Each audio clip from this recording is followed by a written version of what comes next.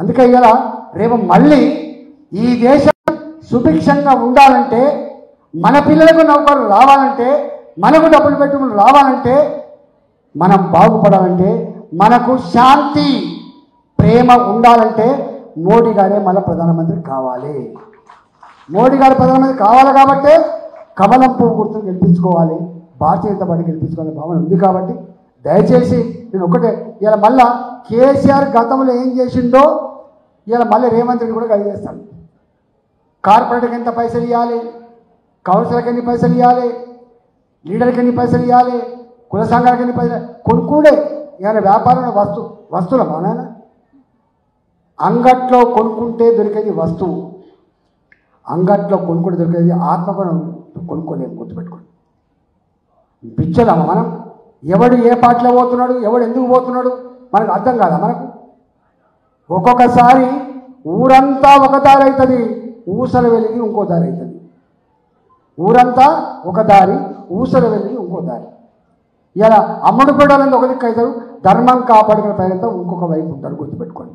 రేపు తప్పకుండా ఇవన్నీ మనం గమనించుకొని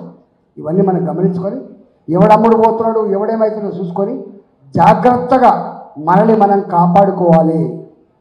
మనం రేపటి మన రాత రాసేటువంటి కేంద్ర ప్రభుత్వాన్ని మంచిగా ఎన్నుకోవాలి. కాబట్టి దయచేసి మీరు ఆలోచన చేసి ఎక్కడికక్కడ ఏ వాడకట్టుకో ఆ వాడకట్టే, ఏ ఇంటికి ఆ ఇల్లే, ఏ కార్యకర్తకు ఆ కార్యకర్త ఇలా 40-40 రోజుల పాటు నిద్రపోకుండా ప్రతి ఇంటికి పోయి ప్రతి తల్లిని తట్టి లేపి ప్రతి అన్నకు చెప్పి ఇవాళ నరేంద్ర మోడీ గారిని భారతీయ జనతా పార్టీని గెలిపించడంలో మీరు గొప్పగా ప్రయత్నం చేయాలని చెప్పి మీ అందరికీ విజ్ఞప్తి చేస్తూ, ఇలా ఎవరో వస్తారు, ఎవరో చెప్తారు, ఎవరు చెప్పరు, ఎవరికి వాళ్ళుగా మనమే కథానాయకులమై ఈ కథను నడిపించాలని చెప్పి మీ అందరికీ విజ్ఞప్తి చేస్తూ, ఇలా చిన్న పంచాయతీలు ఉంటాయి, చిన్న పురపంచాలు వస్తాయి, ఇవన్నీ పక్కకు పెట్టి అందరూ కలిసిమెలిసి ఐక్యంగా ఈ ఎన్నికల్లో ఇటు ఎమ్మెల్యేగా అటు ఎంపీగా రెండింటిని కంట్రోల్ మీద గెలిపించాలని చెప్పి మీ అందరికీ వినమ్రంగా విజ్ఞప్తి చేస్తూ,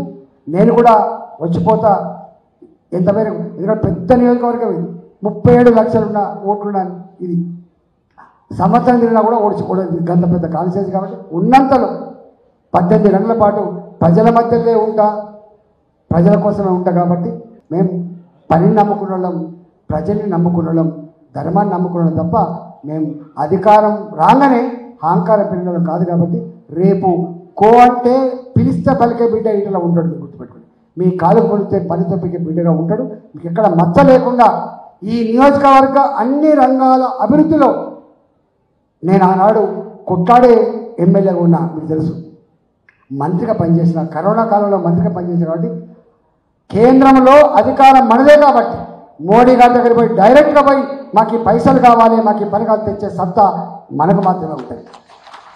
ఇక్కడ కనుక పట్టించుకోకపోతే గల్లా పట్టి అడిగే శక్తి కూడా నాకే ఉంటుంది. కాబట్టి దయచేసి మీరు నన్ను నిండు మనసుతో ఆశించమని కోరుతూ సెలవు తీసుకున్నా.